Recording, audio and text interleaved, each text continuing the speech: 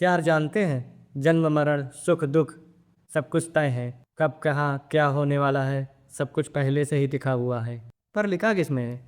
ऊपर वाले ने, भगवान ने?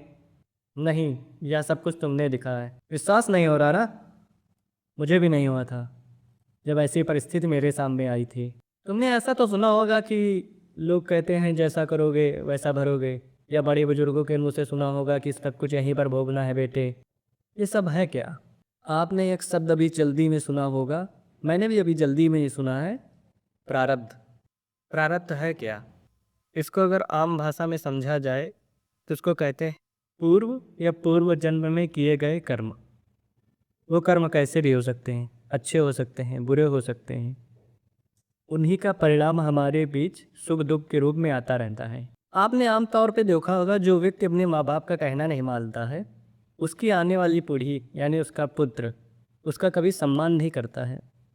तब उस व्यक्ति को समझ में आता है कि अगर मैंने अपने माँ बाप की सेवा की होती तो आज मुझे यह सब ना देखना पड़ता। कभी कभी जाने अनजाने में लोगों से चोरियां हो जाती हैं या चोरी कर बैठते हैं।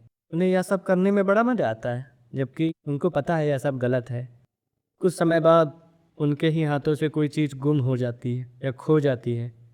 तब उन्हें समझ में आता है कि काश मैंने उस दिन चोरी ना की होती तो आज मेरे साथ यह ना हो रहा होता। खुद को रोक लिया होता तो आज यह दिन ना देखना पड़ता। उसके अंतर्मन ने कई बार उसे टोका होगा कि यह गलत है, मत करो, फिर भी उसने किया, जिसका परिणाम आज उसके सामने आया है। कहते हैं प्रारब्ध यानी पूर्व कर्म हमारे साथ हमेशा चलते रहते हैं। वो हमें समय समय पर बताते रहते हैं कि तुमने कुछ ना कुछ गलत किया था, जो आज इस परिणाम के रूप में तुम्हारे साथ आया है।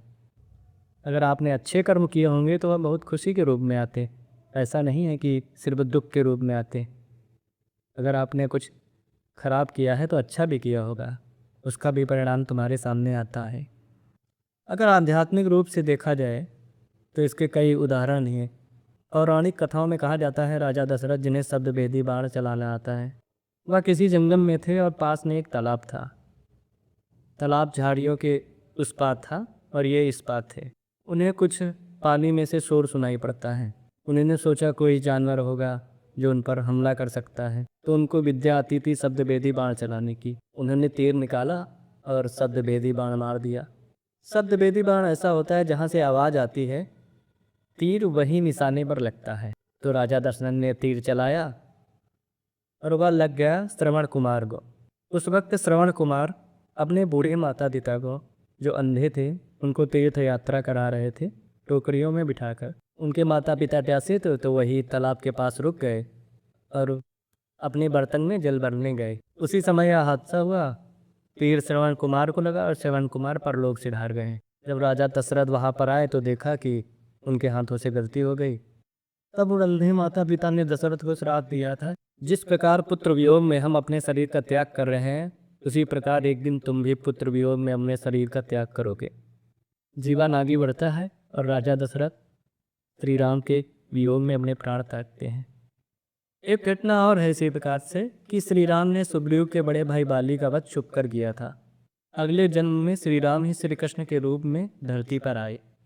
कहते हैं जरा नाम के बहेलिया ने श्री कृष्ण के पैर में तीर मारकर उनकी जीवन लीला का समापन किया था। वह जरा नाम का बहेलिया पिछले जन्म में बाली था। निष्कर्ष यही है, तुम प्रारब्ध से बच नहीं सकते हो।